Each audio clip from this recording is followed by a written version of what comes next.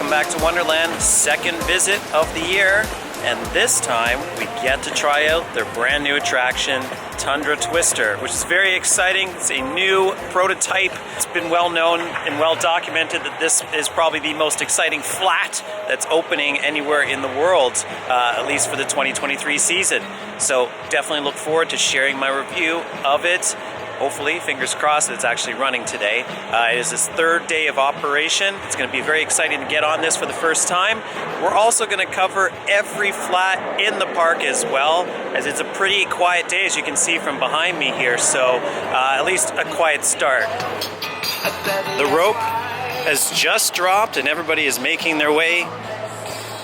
We're in the Grand World Expo section of the park.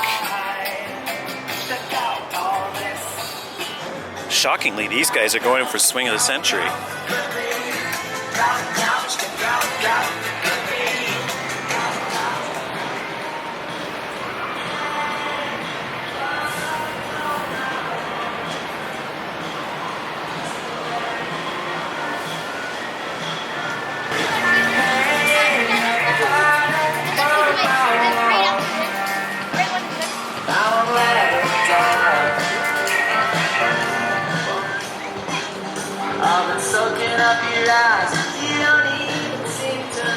Just getting my first impressions of the ride here, and I'm impressed with how they've managed to fit in Tundra Twister into this very small plot of land.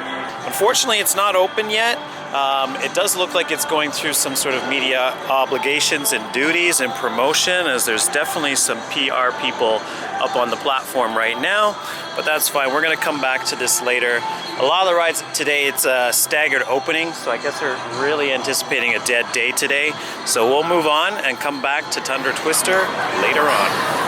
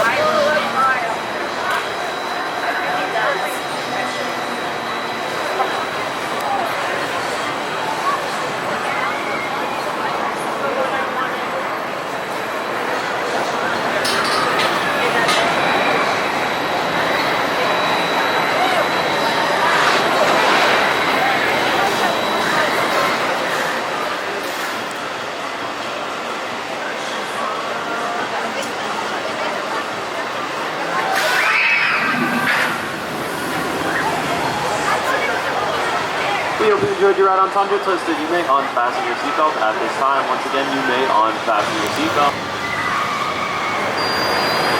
Just finished two inaugural rides on Tundra Twister behind me. I want to give a couple of first impressions, as I'm sure I'm going to cut in a couple more after the fact as they come to mind.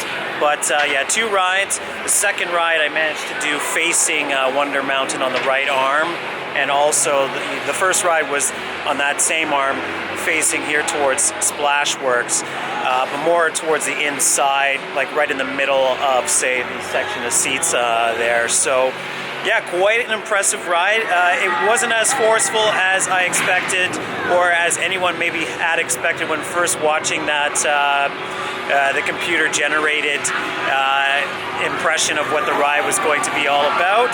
But yeah, it's a great ride.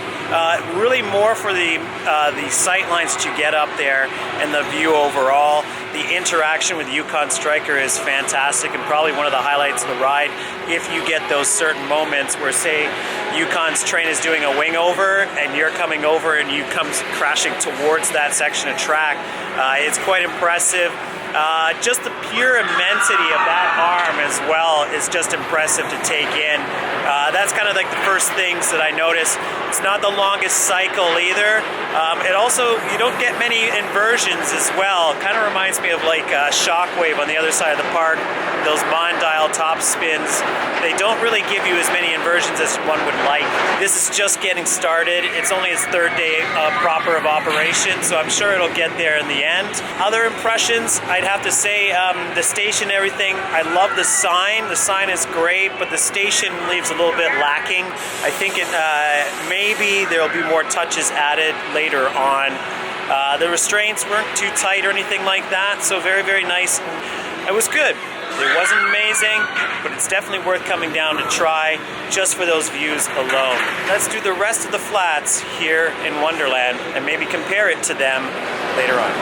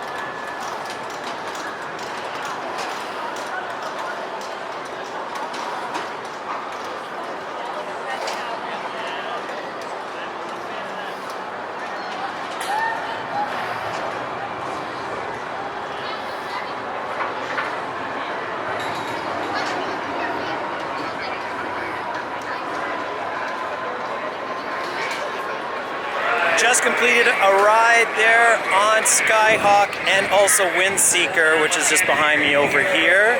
Two decent rides, two very similar rides for them to be so close together in the park in this section, but great family rides.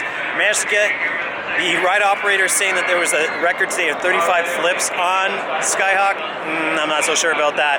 I did at least manage to get one, however, which is a first actually for me ever on this actual type of ride. So despite the adjustments that were done a couple of years ago, you still can get a flip if you get the right wind conditions. As far as Windseeker is concerned, excellent ride as well. You know, it's really just about the height and the view of that ride.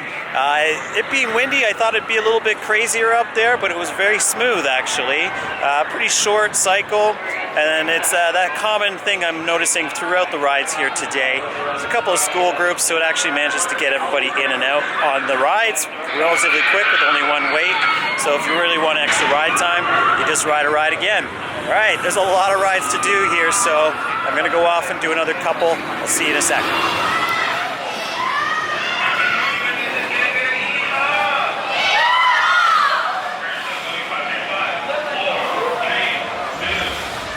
We are on the classic Philadelphia Toboggan Company Carousel, located here at Wonderland, which opened with the park in 1980. But as you can see by the signage, it's actually a quite old carousel of almost, or if I do my math right, it's basically getting close to its 150th anniversary. This ride also is one of those rare rides in Wonderland that you can record on ride.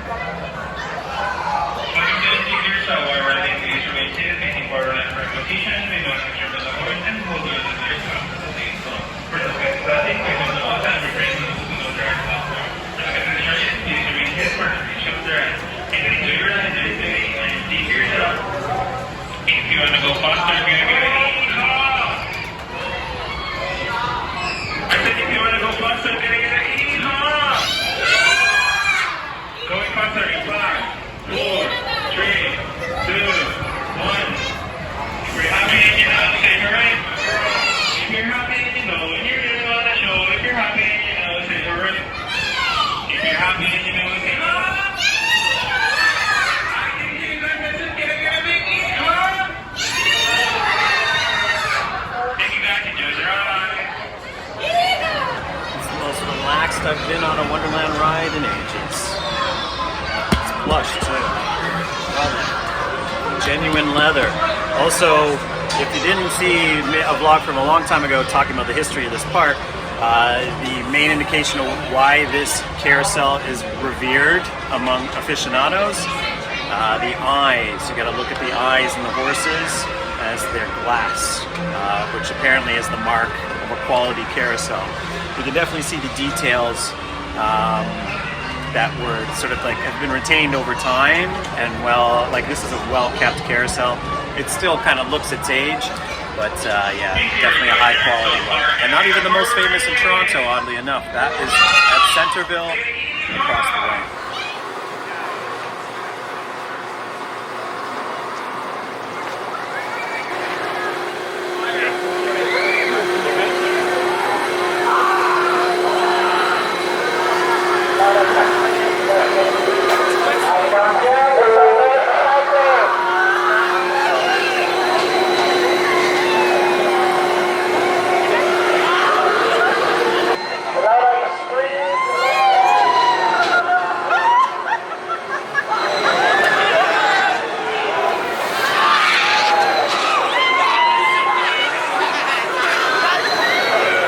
Finished a ride on Psyclone behind me. This is actually still one of my favorite rides in this park. The stomach sensation you get on it, it's just fantastic. It's not the longest cycle, it's not the tallest one out there.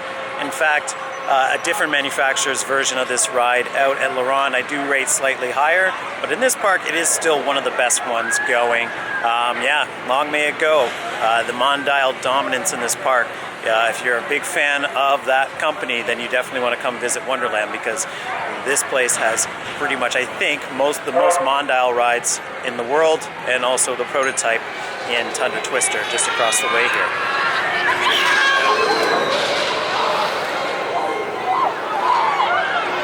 Unfortunately, we won't be able to ride Sledge Hammer today. I do not believe it's actually run all season. And everybody knows how problematic this unfortunate Huss Giant Claw has been over the years. It actually had a pretty successful season last year, but being the only ride of its kind in the world, once it breaks down, the wait for parts can be a long one.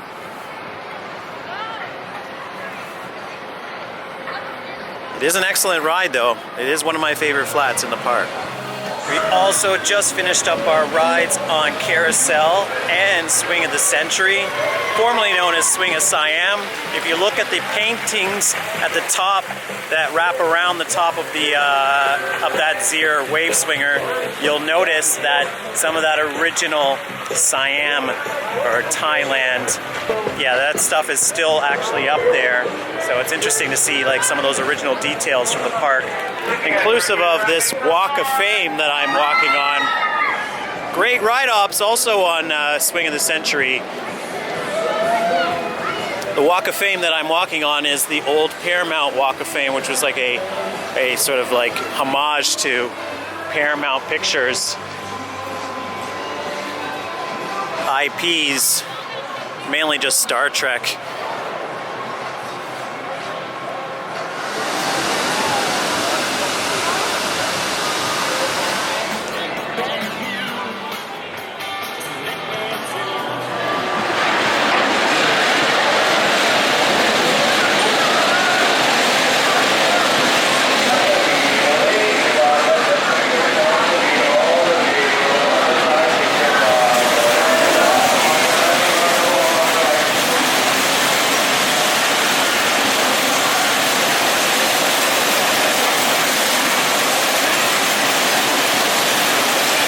Finished a ride on Krachenwagen and Klockwerks / Clockworker behind me here. Two classics from the original days here at Wonderland. And I've had numerous rides on these rides, including rides on the former Barren Curve that used to be on this spot where Klockwerks is now, as Klockwerks used to exist over here where Shockwave is now. One of my favorite rides and one of my not so favorite rides, I've always loved this ride, Klockwerks. You know, it's a very simple family ride. It's reliable. It's actually running very smooth and quieter than I've noticed in recent years. Krachenwagen, unfortunately, I can't say the same about. It really is now kind of showing its age, and because of that, just the way that that ride is designed, you don't really get a really decent, enjoyment of the experience because of the short cycle and how all the cars tend to jam in one section of the ride. It's good that we still have a classic bumper cars like that here, especially with that like electrified, old-timey smell to it. But yeah, I feel like that ride's days are numbered, as this area of the park definitely needs somewhat of a refresh with the new attraction, that being International Festival. It's been long overdue, and hopefully we'll see something maybe in the place of that ride soon. It would be sad to lose an original ride to Wonderland, but at the same time, I think it's about time. All right, move on.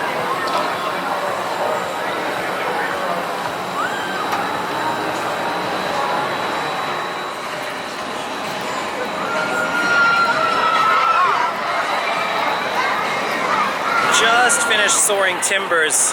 I must say, it takes a lot of commitment to get through that ride for what it pays off for, because we had to do 3 load-ins, 3 retests of the restraints before we actually got in on the ride, or the ride actually started working. They also had to call a supervisor for a safety check concern. Every time I've been on this ride, it's taken forever to get on, and it's really underwhelming. I know there's a gearbox issue with this ride, and it can't actually cycle as forceful as it was originally intended, but unfortunately that just means that it's just really kind of an underwhelming ride overall. The only thing I like about it is the light package, so when you're here at night, it is one of the better looking rides, but it still has a bit of a carnival feel to it, and it's definitely not really well placed in this park as far as theming, its look, its color scheme overall. It just doesn't fit Frontier Canada. It's a newer ride that they've had a lot of trouble with over the years. I'm pretty sure if they had their choice, this wouldn't be here. But, we're here to review it, and it's exactly as it was, as I remember anytime I've ridden it. I'd give it a low ranking among the thrill rides here. It's just not got that much punch to it.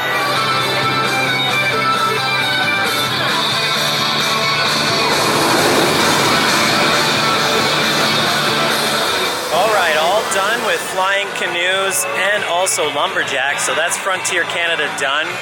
Flying Canoes, well, yeah, you just go around in circles and you can press a button to go up and down. Very much more of a family children's ride. Nothing really special to say about it.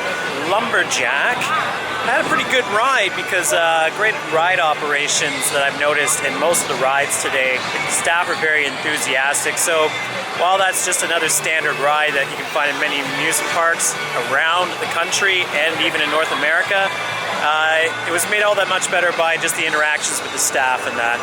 A pretty decent cycle on Lumberjack too, actually, and probably the longest that I noticed amongst any of the flats here at Wonderland. So if you're into those types of rotating upside down rides, lots of great hang time, then definitely do Lumberjack. It actually impressed me more than it has in the past, so it's really, pretty decent ride. Maybe one of the best flats here in Frontier Canada. Sorry, Tundra. We'll go on Tundra again later just to make sure that, that assessment isn't what I just made it to be. All right, we're going to carry on. I have one last section to do just for the sake of accuracy. I'm not doing any of the water rides as part of this vlog, and I'm also not doing any of the rides in the children's area as well. So just the adult flat rides for today, or at least the ones that are located in the adult or family areas of the park. All right, we've got one more area to do, so let's go there.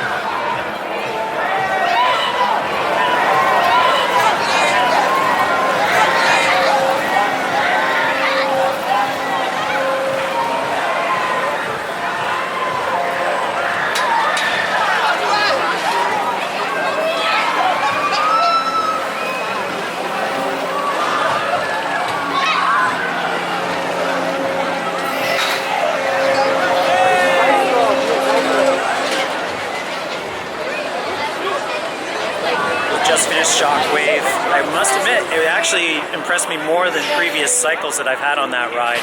There's a lot of force to it and a lot of flips. It was really good and a nice longer cycle than some of the other things that I've experienced here today.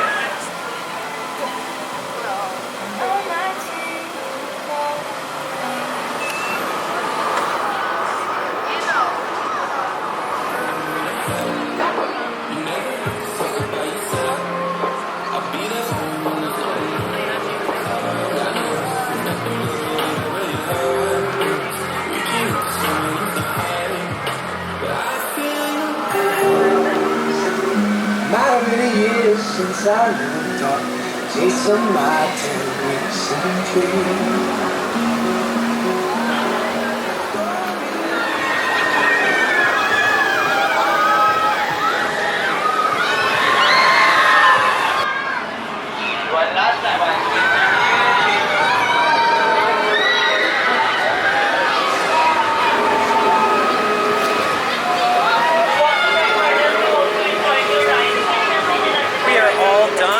Wild Nightmares and Viking's Rage behind me, two original classic attractions here at Wonderland. Both of them running really decently. They're really well regarded still to this day. They're not quite running to their potential of before or of yore, if you will, as Wild Nightmares doesn't quite get you up to 90 degrees, and nor does Viking's Rage really get you up high in those boost wheels. You can kind of tell when you look down, if you're in the very back of the ship or in the front, you can kind of see how high you're getting based on whether or not you can see all the guide wheels, and if you get even further than that, which unfortunately we didn't on this ride. I was all the way in the back. Also, the bow, if you look at it, the mast and the bow of the ship is actually crooked. If you sit in the back of the ship, you'll definitely notice that. So yeah, it's definitely seen some better days over the years. Still two classic rides that aren't going anywhere anytime soon, and nor should they, because they're classic institutions in this park and they should stay for the long run. I got two more rides to do. I got Drop Tower and I've got Spinnovator to do as well. Drop Tower I'm probably going to leave to the end because it has a fair amount of a wait, whereas Spinnovator, we're going to go on that next.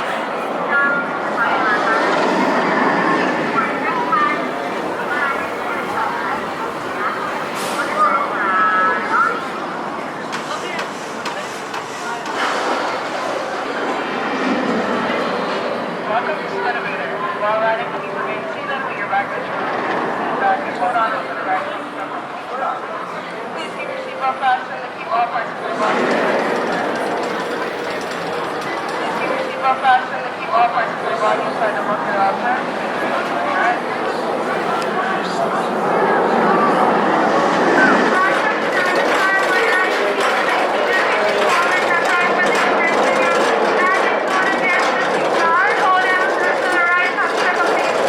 So as mentioned, Riptide is not available today, and I haven't actually seen this ride run for some time, which is unfortunate, but hopefully, yes, it'll get back up and running, as it has had some work done to it in recent years, but we'll see. Stay tuned for the future of that.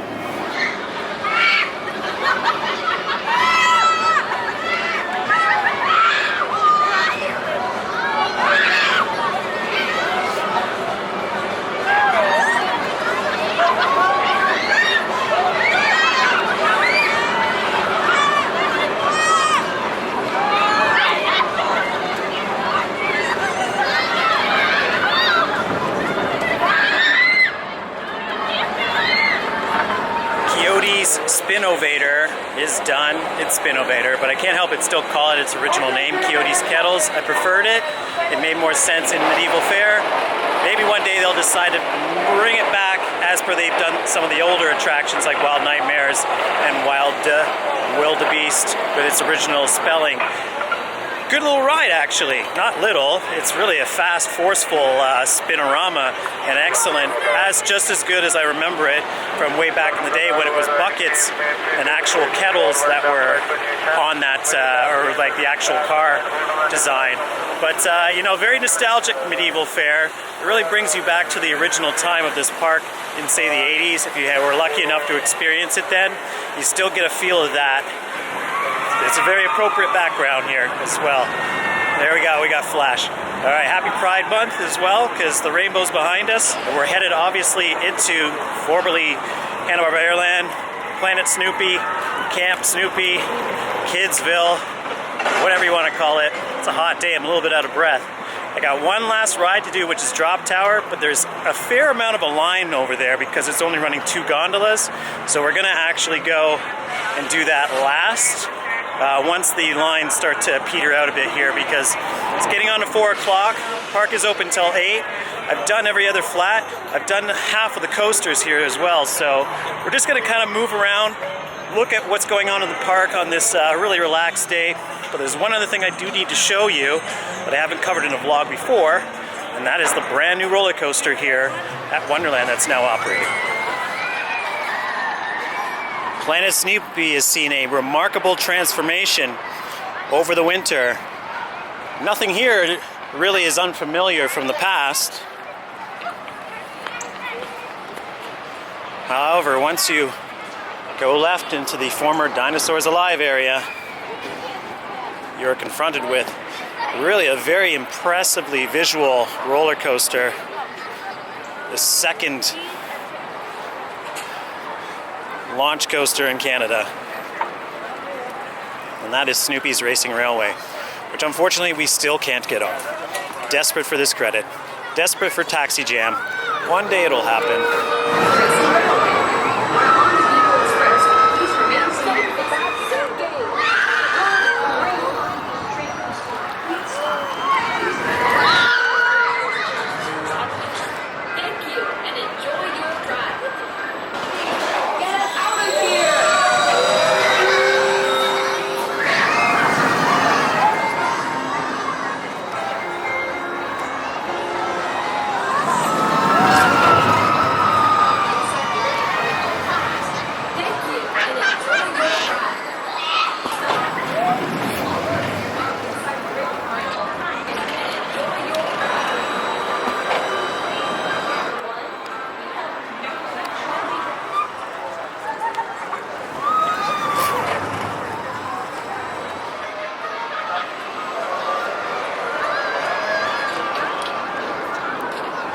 Back by Tundra Twister again. Unfortunately, it's down.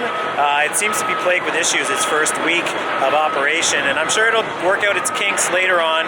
But it just shut down, and they're going to do a test run in a couple cycles, I guess, to see if it gets back up and running later on. Today, here's hoping. I'd like to get another ride on it just to give a final review and an assessment as, say, it's warmed up through the day.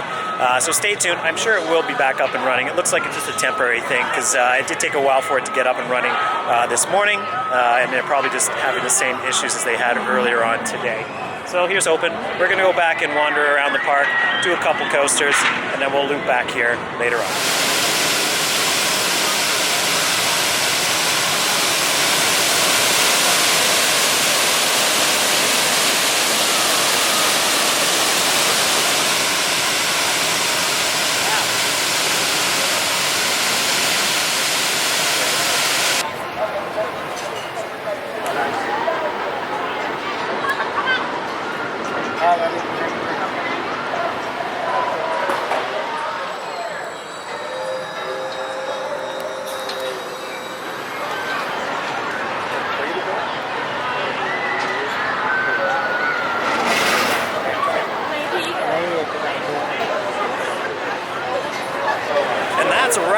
All the flats done, at least all that are available today here at Wonderland. Drop Tower, my final one. I might go on another ride. The lines are kind of like really getting much smaller, so I actually marathoned.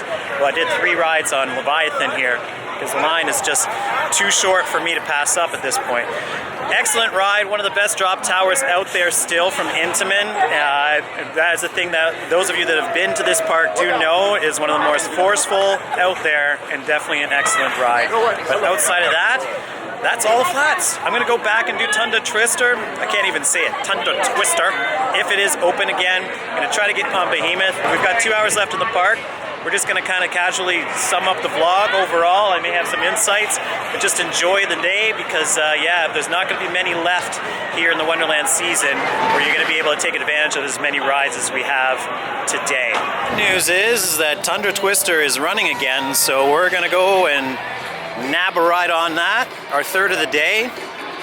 That being the case that it doesn't break down by the time we get over there. And then we'll sum up our review of the ride.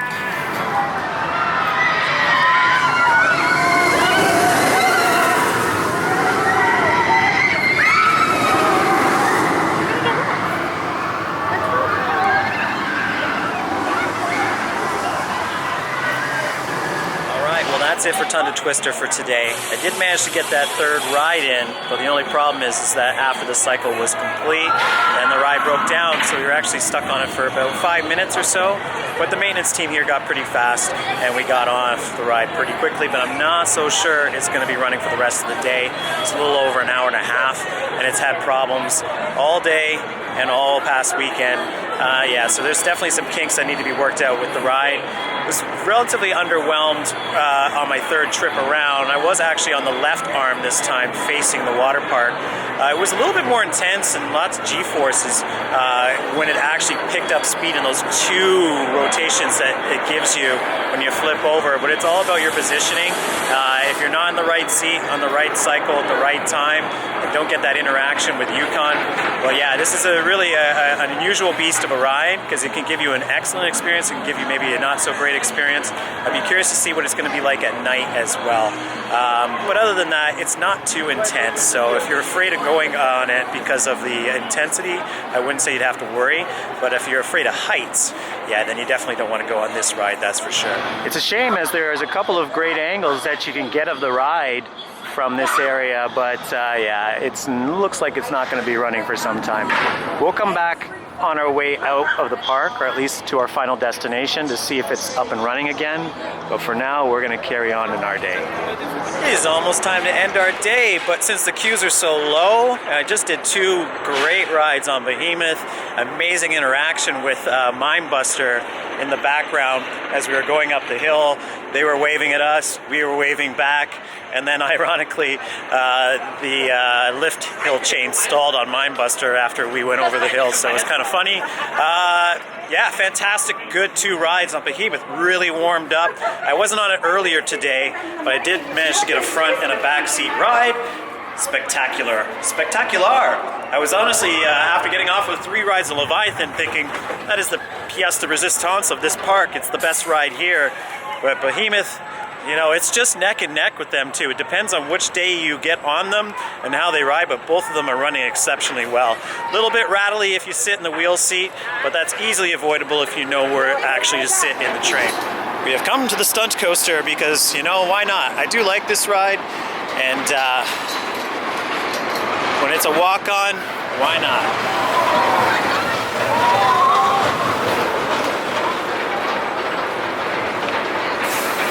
Great quick ride on Backlot Stunt Coaster, the most impossible name for me to remember of any ride in history. One day I'll have it completely memorized. Anyhow, we're gonna go over to Tundra Twister. We probably will just get a couple shots. It might not be worth the danger of actually trying to get on it if it stalls again, but we'll see how much time we have. And then we're going to wrap our day with another ride on Leviathan and get ourselves out of here. Pretty much done every coaster today. So it's been a and obviously every flat other than the ones that weren't open. So it's been quite a remarkable day. Let's end our night this fantastic day at Wonderland.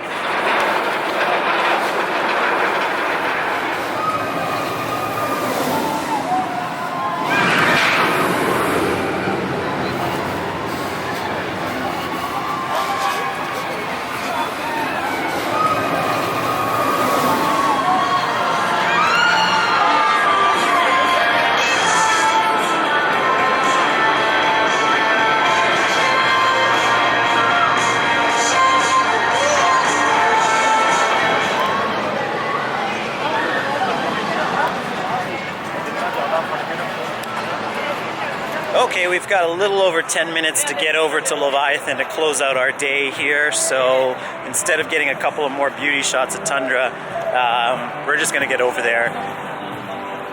4 rides on the ride today.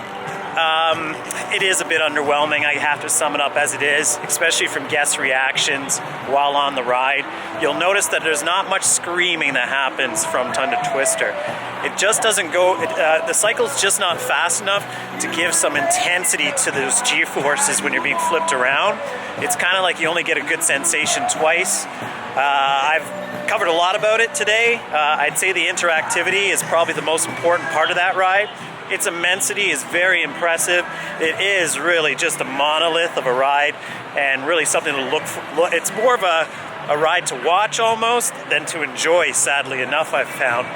Maybe that'll change once it sort of gets worked in a bit, because obviously it's had a lot of issues today, so that may change later on. So we will definitely return later in the season to see if maybe that is different. But for now, a slight bit underwhelming. I wish I could find out if Snoopy's Racing Railway is the more exciting of the two, but that's for another vlog. If you're planning on coming in these early June days or May days, say next season, yeah, just like any park, I highly recommend getting here even like after hours, after 4 p.m. It really starts to clear out. As you can see, there is literally almost no one here. And then last time we were here at Park Close, they were still running Leviathan after official close. I'm not so sure that'll be the case today, so we're not taking a risk. All right, we're off. Final destination is coming. It's been a beautiful day with beautiful sight lines. Can only hope this vlog will turn out as nice as the day has been.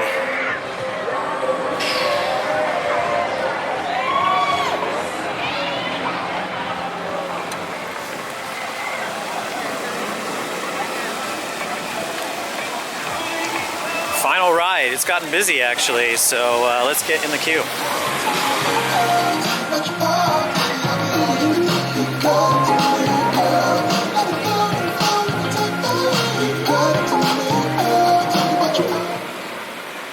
Ladies and gentlemen, Canada's Wonderland is now closed for the evening.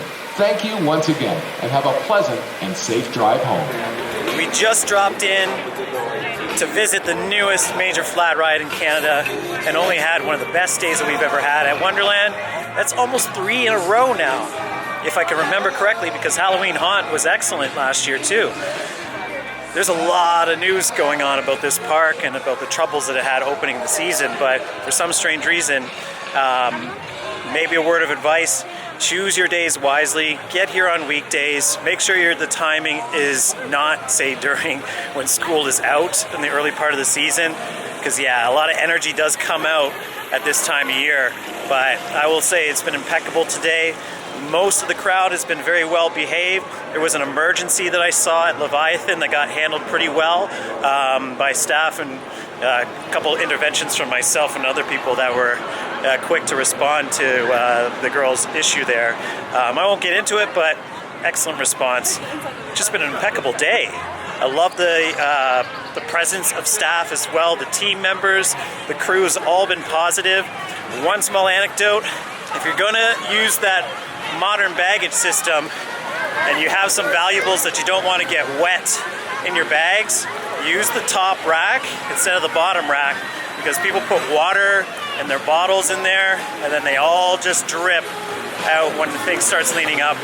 Maybe next time I'll get a shot of that, because it was kind of crazy. It just started like, yeah, it was not cool. I was really worried that my gear might have gotten ruined, but luckily it didn't. Anyhow, besides the point, that's all the flats for you here at Wonderland. I also got 4 rides in on Leviathan, 2 in Behemoth. I pretty much did every single thing an enthusiast would want to do and more in a day like today. And I even had 2 hours to just kind of wander around and go from place to place, deciding what I wanted to do. It's been a 10-hour day. The park was open 10 to 8, and it's just clearing out. And just as an FYI, Leviathan did not actually stay open past 8 for the queue, so definitely get here in time for that. But that's going to be a wrap, guys. Thanks for watching. I'm not necessarily a Wonderland vlogger, so I don't know whether or not there's going to be another vlog from here anytime soon. There really doesn't seem to be much of a need for that, considering that Laurent is waiting for me 2 weeks' time to get down there to visit them. Plus a bunch of other small parks that I have planned to do this year, because we're kind of doing things a little bit smaller this season versus the last 2 years where things were very big and almost global for first drop at that time. So regardless, I hope you enjoyed my summary of the flats. I'm definitely going to be giving you another video where I actually rank them all in the top 15 attractions here at Wonderland. But until then, thanks for dropping in.